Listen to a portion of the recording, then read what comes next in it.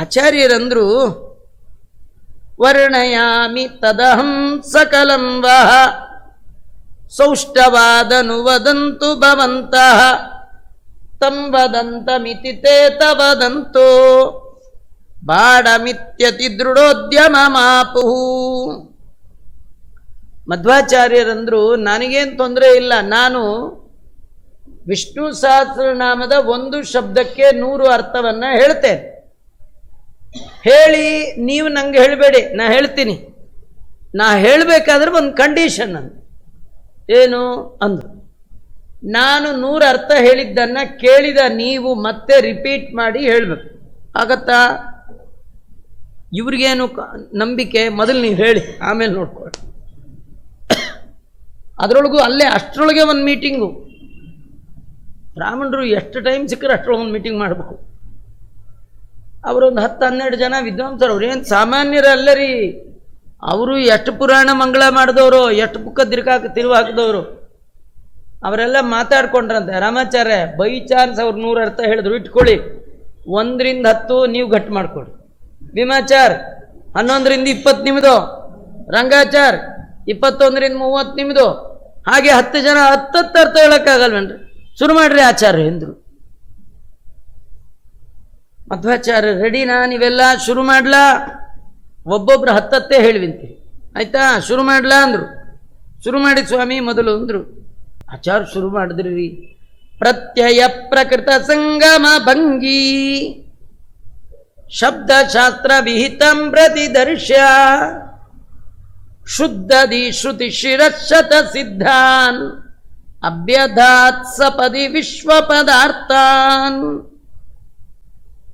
ಶುದ್ಧ ಮನಸ್ಸಿನವರಾದ ಮಧ್ವಗುರುಗಳು ವ್ಯಾಕರಣ ಶಾಸ್ತ್ರದಲ್ಲಿ ಏನೆಲ್ಲ ನಿಯಮಗಳಿದೆ ಅದಕ್ಕೆ ಅನುಗುಣವಾಗಿ ಪ್ರತ್ಯಯ ಮತ್ತು ಪ್ರಕೃತಿಗಳನ್ನು ಜೋಡಣೆ ಮಾಡ್ತಾ ಕ್ರಮವಾಗಿ ನಿರೂಪಣೆ ಮಾಡ್ತಾ 100 ಉಪನಿಷತ್ತುಗಳಲ್ಲಿ ಬಂದ ವಿಶ್ವಪದ ಅನ್ನುವ ಶಬ್ದಕ್ಕೆ ಅರ್ಥಗಳನ್ನು ಹೇಳಲಿಕ್ಕೆ ಶುರು ಮಾಡಿದ್ರು. ವಿಷ್ಣು ಸಹಸ್ರನಾಮದ ಮೊದಲ ಶಬ್ದ ಯಾವುದು? ವಿಶ್ವಂ ವಿಷ್ಣುರು ವಷಟ್ಕಾರೋ. ಮಧ್ವಾಚಾರ್ಯರು ಇಲ್ಲಿ ಶುದ್ಧದಿ ಅಂತಾರೆ. ಶುದ್ಧ ಮನಸ್ಸಿನವರು, ಬುದ್ಧಿಯವರು.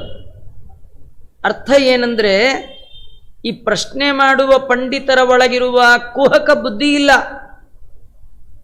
ಕುಹಕ ಬುದ್ಧಿ ಇರುವವರಿಗೆ ಭಗವಂತನ ಬಗೆ ಬಗೆಯ ಅರ್ಥಗಳು ಅರ್ಥ ಆಗೋಲ್ಲ. ನಿರ್ಮಲವಾದ ಮನಸ್ಸಿನಿಂದ, ದೋಷರಹಿತವಾದ ಮನಸ್ಸಿನಿಂದ ದೇವರ ಚಿಂತನೆ ಮಾಡಿದಾಗ ಮಾತ್ರ ಹೊಸ ಹೊಸ ಅರ್ಥಗಳನ್ನು ದೇವರು ತಿಳಿಸ್ಕೊಡ್ತಾರೆ. ಯಾರಿಗೆ ಕುಹಕ ಬುದ್ಧಿ ಇದೆ ಅಂಥವರಿಗೆ ಎಂದೂ ಕೂಡ ಅರ್ಥ ಆಗೋಲ್ಲ. ಮಧ್ವಾಚಾರ್ಯರು ತಮ್ಮ ಗ್ರಂಥಗಳಲ್ಲಿ ಅಲ್ಲಲ್ಲಿ ವಿಶ್ವ ಶಬ್ದಕ್ಕೆ ಅರ್ಥ ಮಾಡಿದ್ದಾರೆ. ವಿಶ್ವಪೂರ್ಣಸ್ತತಾ ಸರ್ವ ಸಮಸ್ತಾಶ್ಚಾಭಿಧೀಯತೆ ಜಗತ್ಸಮಸ್ತಂ ವಿಶ್ವಂಚ ನಿಖಿಲಂ ಪೂರ್ಣಮುಚ್ಯತೆ ವಿಶ್ವನಾಮ ಸ ಭಗವಾನ್ ಯತಃಪೂರ್ಣ ಗುಣಪ್ರಭು. ಹೀಗೆ ಅನೇಕ ಅರ್ಥಗಳು ವಿಶ್ವ ಶಬ್ದಕ್ಕೆ.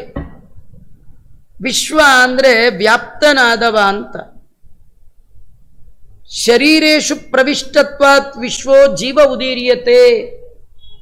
ಜೀವನಿಗೂ ವಿಶ್ವ ಅಂತಾರೆ. ಜೀವನ ಜೊತೆಯಲ್ಲಿ ದೇಹದ ಒಳಗೆ ಜೀವನ ಒಟ್ಟಿಗೆ ದೇವರು ಪ್ರವೇಶ ಮಾಡಬೇಕ್ರಿ. ಜೀವಸ್ಯ ತದಧೀನತ್ವಾತ್, ಭಗವಂತನಿಗೆ ಜೀವ ಅಧೀನನಾದ ಕಾರಣ ವಿಶ್ವೋ ವಿಷ್ಣು ರೀತಿ ಸ್ಮೃತಃ, ಆ ವಿಷ್ಣುವನ್ನೇ ವಿಶ್ವ ಅಂತ ಕರೀತಾ ಇದ್ದಾರೆ. ಹಾಗೆ ಶ್ರುತಿಗಳಲ್ಲಿ ಸಿದ್ಧವಾದ ಅನೇಕ ವಿಶ್ವ ಶಬ್ದಕ್ಕೆ ಅರ್ಥವನ್ನು ಆಚಾರ್ಯರು ತಿಳಿಸ್ಕೊಡ್ತಾ ಇದ್ದಾರೆ. ಇದನ್ನೆಲ್ಲ ಕೇಳುವಾಗ ಆಚಾರ್ಯರು 1 ಅರ್ಥ ಹೇಳಿದ್ರು, 2 ಅರ್ಥ ಹೇಳಿದ್ರು, 3 ಅರ್ಥ ಹೇಳಿದ್ರು, 4 ಅರ್ಥ ಹೇಳಿದ್ರು, 5 ಅರ್ಥ ಹೇಳಿದ್ರು. ನಮಗೆಲ್ಲ ಸ್ವಲ್ಪ ಹೇಳುವಾಗಲೇ ಸುಸ್ತಾಗಿ 20-30 ಬರುವಾಗ ಹುಡುಕ್ಲಿಕ್ಕೆ ಶುರು ಮಾಡ್ತೀನಿ, ಇನ್ನೇನು ಅರ್ಥ ಮಾಡ. ಆಚಾರ್ಯರು 10 ಹೇಳುವಾಗಿರುವ ಸ್ಪೀಡ್ಗಿಂತಲೂ 11ರಿಂದ 20 ಹೇಳುವಾಗ ಸ್ಪೀಡ್ ಜಾಸ್ತಿ ಆಯಿತು. 20ರಿಂದ 30 ಹೇಳುವಾಗ ಇನ್ನೂ ಜಾಸ್ತಿ, 40ರಲ್ಲಿ ಇನ್ನೂ ಜಾಸ್ತಿ ಆಯಿತು. ಈ ಕೇಳ್ತಾ ಕೂತಿದ್ರಲ್ಲ ರಾಮಾಚಾರ್ಯ, ಅವ್ರಿಗೆ ಮೊದಲು 10 ಕೇಳುವಾಗಲೇ ಅವ್ರ ಖುಷಿ ಆಯ್ತು, ಅವ್ರಿಗೆ ಹೊಸ ಹೊಸ ಅರ್ಥ, ಅವ್ರಿಗೆ ಆನಂದ ಆನಂದ ಆನಂದ. 11ಕ್ಕೆ ಶುರು ಮಾಡಿದ್ರಲ್ಲ, ಆಗ ಅದು ರಾಮಾಚಾರ್ಯ ಮುಗೀತು, ಭೀಮಾಚಾರ್ಯ ಶುರು. ರಾಮಾಚಾರ್ಯ 10 ಮರೆತರು, 11 ಅದಕ್ಕಿಂತ ಚೆನ್ನಾಗಿದೆ ಅಂದರು, 12 ಅದಕ್ಕಿಂತ ಚೆನ್ನಾಗಿದೆ, 13 ಇನ್ನೂ ಚೆನ್ನಾಗಿದೆ. ಹೀಗೆ ಹೇಳ್ತಾ ಹೇಳ್ತಾ 40, 50 ತನಕ ಬಂತು. 6ನೇ ಅವರು ಎದ್ದು ನಿಂತುಬಿಟ್ರು. ಸ್ವಾಮಿ ನೀವಿನ್ನು 51ರಿಂದ ಹೇಳಬೇಡಿ, ಈ 50 ಅರಗಿಸ್ಕೊಳ್ಳಿಕ್ಕಾಗ್ತಿಲ್ಲ ನಮಗೆ, ಸಾಮಾನ್ಯರಲ್ಲ ನೀವು ಅಲ್ಲ.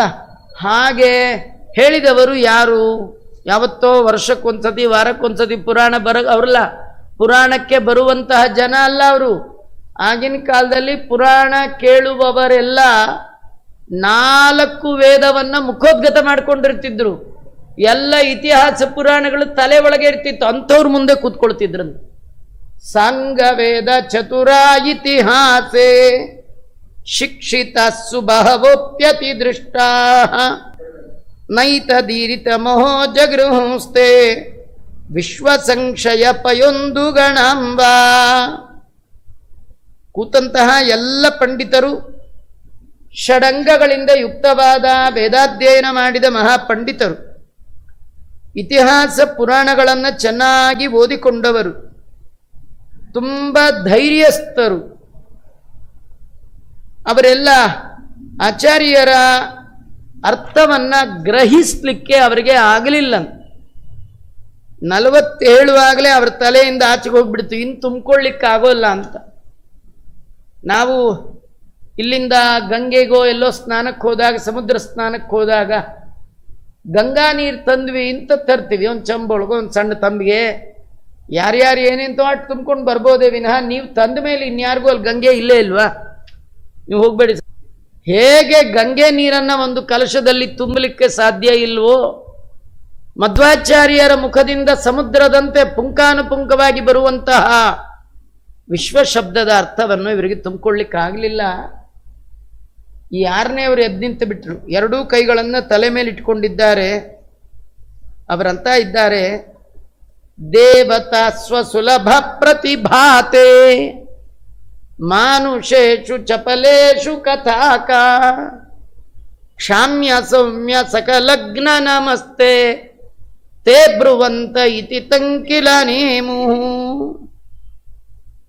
ನಿಮ್ಮ ಪ್ರತಿಭೆ, ನಿಮ್ಮ ಬುದ್ಧಿಮತ್ತೆ, ನಿಮ್ಮ ಯೋಗ್ಯತೆ, ನಿಮ್ಮ ಪಾಂಡಿತ್ಯ, ಇದನ್ನು ಅಳೆಯುವ ಸಾಮರ್ಥ್ಯ, ಮೆಷರ್ ಮಾಡುವ ಯೋಗ್ಯತೆ ದೇವತೆಗಳಿಗೂ ಇಲ್ಲ. ದೇವತಾ ಸ್ವಸುಲಭ ಪ್ರತಿಭಾತೆ ಅಲ್ಲ, ದೇವತೆಗಳಿಗೆ ನಿಮ್ಮ ಪಾಂಡಿತ್ಯವನ್ನು ಅಳಿಲಿಕ್ಕಾಗಲ್ಲ ಅಂದಮೇಲೆ ಮಾನುಷೇಷು ಚಪಲೇಷು ಕಥಾಕ. ನಮ್ಮಂಥ ಚಂಚಲ ಪ್ರವೃತ್ತಿಯವರು, ನಮ್ಮ ಮನಸ್ಸು ಒಂದು ಕಡೆ ನಿಲ್ಲುವಂಥದ್ದಲ್ಲ, ಸದಾ ಹರಿಯತ್ತೆ. ನಮಗೆ ನೋಡಿ, ಎಲ್ಲರದು ಫೋನ್ ನಂಬರ್ ತಲೆ ಒಳಗಿರ್ತೀರಿ, ವಿಷ್ಣು ಸಹಸ್ರನಾಮ ಇರಲ್ಲ, ಬ್ರಹ್ಮಸೂತ್ರ ಇರಲ್ಲ. ಯಾರಿಗೆ ಫೋನ್ ಮಾಡ್ತೀರಿ? ಸಾಯೋ ಕಾಲಕ್ಕೆ ಮಾಡಬೇಕಾದ ನಂಬರೇ ಮರ್ತೋಗಿದೆ, ಭಗವಂತನಿಗೆ ಮಾಡಬೇಕು. ಅವನನ್ನು ಕಾಲ್ ಮಾಡಬೇಕಾದ್ರೆ ವಿಷ್ಣು ಸಹಸ್ರನಾಮ ಬೇಕು. ಅಂತ್ಯಕಾಲದಲ್ಲಿ ಚಿಂತಿಸೋ ಹಾಗೆ ಆ ಭಗವಂತನ ನಾಮ ಬರಬೇಕ್ರಿ. ನಮ್ಗೆ ಅದೇ ಮಿಸ್ ಆಗಿಬಿಟ್ಟಿದೆ, ಅದು ಮಿಸ್ ಆಗಬಾರ್ದು. ನಮ್ಮ ಮನಸ್ಸು ಕ್ಷಣ ಕ್ಷಣಕ್ಕೆ ಹಾಗೊಮ್ಮೆ ಹೀಗೊಮ್ಮೆ ಹೋಗ್ತಿರುತ್ತೆ. ಇಂತಹ ಏಕಾಗ್ರತೆ ಇಲ್ಲದ ಮನಸ್ಸಿನವರು ನೀವು ಹೇಳುವ 100 ಅರ್ಥಗಳನ್ನು ತಲೆಯಲ್ಲಿಟ್ಕೊಳ್ಳಿಕ್ಕೆ ಹೇಗೆ ಸಾಧ್ಯ? ಅದರಿಂದ ಹೇ ಸೌಮ್ಯ ವೃತ್ತಿಯ ಅಂದರೆ ಶಾಂತ ಮನಸ್ಕರಾದ ಮಧ್ವ ಗುರುಗಳೇ, ನಾವು ಮಾಡಿದ ಅಪರಾಧವನ್ನು ದಯಮಾಡಿ ಕ್ಷಮಿಸಿ. ಕ್ಷಾಮ್ಯ ಸೌಮ್ಯ ಸಕಲಗ್ನ ನಮಸ್ತೆ. ಸಕಲಜ್ಞ ಅಂದ್ರೂ ಒಂದೇ, ಸರ್ವಜ್ಞ ಅಂದ್ರೂ ಒಂದೇ. ಅಲ್ಲಿರುವಂತಹ ಎಲ್ಲ ವಿದ್ವಾಂಸರು ಎದ್ದು ನಿಂತು ಶಿರಬಾಗಿ ಆಚಾರ್ಯರಿಗೆ ವಂದಿಸಿ ಅಂತ ಇದ್ದಾರೆ. ಕ್ಷಾಮ್ಯ ಸೌಮ್ಯ ಸಕಲಗ್ನ ನಮಸ್ತೆ ತೇ ಬ್ರುವಂತ ಇತಿ ತಂಕಿಲ ನೇಮು. ಅವರೆಲ್ಲ ನಮಸ್ಕಾರ ಮಾಡಿದ್ದಾರೆ. ಈ ಮಾತಿನಲ್ಲಿ ನಾವು ತಿಳ್ಕೊಳ್ಬೇಕಾದ್ದು ಅಂದರೆ ಮಧ್ವಾಚಾರ್ಯರ ವಿದ್ವತ್ ಪ್ರತಿಭೆ ಅದು ಎಂಥದ್ದು ಅಂದರೆ ರುದ್ರಾದಿ ದೇವತೆಗಳಲ್ಲಿಯೂ ಇಲ್ಲ ಅಂತಾರ ಆ ಪ್ರತಿಭೆ. ದೇವತಾ ಸ್ವಸುಲಭ ಪ್ರತಿಭಾತೆ, ದೇವತೆಗಳಿಗೂ ಕೂಡ ನಿಲುಕದಂತಹ ವೇದ ವಿದ್ಯೆ ನಿಮ್ಮದು, ನಿಮ್ಮ ಅಧ್ಯಯನ ನಿಮ್ಮ ವಿದ್ಯೆ ಅಷ್ಟು ದೊಡ್ಡದು ಅಂತ. ಆಚಾರ್ಯರನ್ನ ಅವರ ವಿದ್ವತ್ತನ್ನ ಗ್ರಹಿಸಬೇಕಾದ್ರೆ ಸಾಮಾನ್ಯರಿಗೆ ಸಾಧ್ಯ ಇಲ್ಲ, ವಿದ್ವಾಂಸರಿಗೆ ಮಾತ್ರ ಸಿದ್ಧ. ಅಂತಹ ವಿದ್ವಾಂಸರೆಲ್ಲ ಆಚಾರ್ಯರನ್ನ ಸರ್ವಜ್ಞರು ಅಂತ ವಂದಿಸಿರ್ತಕ್ಕಂಥದ್ದು ಇಲ್ಲಿ ಗಮನಾರ್ಹವಾಗಿರ್ತಕ್ಕಂಥದ್ದು. ಇದು ಈ ಕಾಸರಗೋಡು ಅಂತ ಅದರ ಹತ್ರ ಅಡೂರ್ ಅಂತ ಒಂದಿದೆ. ಅಲ್ಲಿ ಪಯಸ್ವಿನಿ ನದಿ ತೀರ, ಅಲ್ಲಿ ಮಹಾಲಿಂಗೇಶ್ವರ ದೇವಸ್ಥಾನ, ಅಲ್ಲಿ ಈ ಘಟನೆ ನಡೆದದ್ದು ಅಂತ. ಅಲ್ಲಿ ಯಾವಾಗಲೂ ಆಗಾಗ ಮೇಲಿಂದ ಮೇಲೆ ವಿದ್ವಾಂಸರ ವಿದ್ವತ್ ಸಭೆಗಳು ನಡೀತಿತ್ತು. ಹಾಗೆ ನಡೆದ ಒಂದು ಸಂದರ್ಭದಲ್ಲಿ ಆಚಾರ್ಯರು ಬಂದು ಈ ವಿಷ್ಣು ಸಹಸ್ರನಾಮದ ಬಗ್ಗೆ ತಿಳಿಸಿಕೊಟ್ಟದ್ದು ಅಂತ ಹೇಳ್ತಾ ಇದ್ದಾರೆ. ವೇದಶಾಸ್ತ್ರ ಚತುರೈರಿಹ ವಿದ್ಯಾ ವಿತ್ತಲಿಪ್ಸ ಮಭಿವರ್ತಮ ಶೇಷೈಹಿ ಪ್ರಾಪ ಕೇರಳ ಸಮಂಡಲ ಜಾತೈ ಅನ್ಯದಾಯತನ ಮಾಯತ ಚೇತ. ಒಮ್ಮೆ ಪಯಸ್ವಿನಿ ತೀರದ ಮತ್ತೊಂದು ಪ್ರದೇಶ, ಕೇರಳ ದೇಶದ ದೇವಾಲಯ, ಅಲ್ಲೊಂದು ವಿದ್ವತ್ ಸಭೆ, ಅಲ್ಲಿ ಎಲ್ಲ ಜನ ಸೇರಿದ್ರಲ್ಲಿ. ಒಂದು ಸಭೆ ಆಗತ್ತೆ ಅಂದರೆ ಅಲ್ಲಿ ದೊಡ್ಡ ದೊಡ್ಡ ವಿದ್ವಾಂಸರು ಬರ್ತಿದ್ರು. ಯಾಕೆಂದ್ರೆ ಸಭೆ ಒಳಗೆ ಪಾರ್ಟಿಸಿಪೇಟ್ ಮಾಡಿದ್ರೇ ಕೈ ತುಂಬ ದಕ್ಷಿಣೆ. ರಾಜಾದಿರಾಜರ ಆಗಿನ ಕಾಲದಲ್ಲಿ ಹಾಗೆ ಯಾರು ವಿದ್ವಾಂಸರೋ ಅವರನ್ನು ಹೀಗೆ ಸನ್ಮಾನ ಮಾಡಿ ಸಂಭಾವನೆ ಕೊಟ್ಟು ಸಾಕ್ತಾ ಇದ್ರು.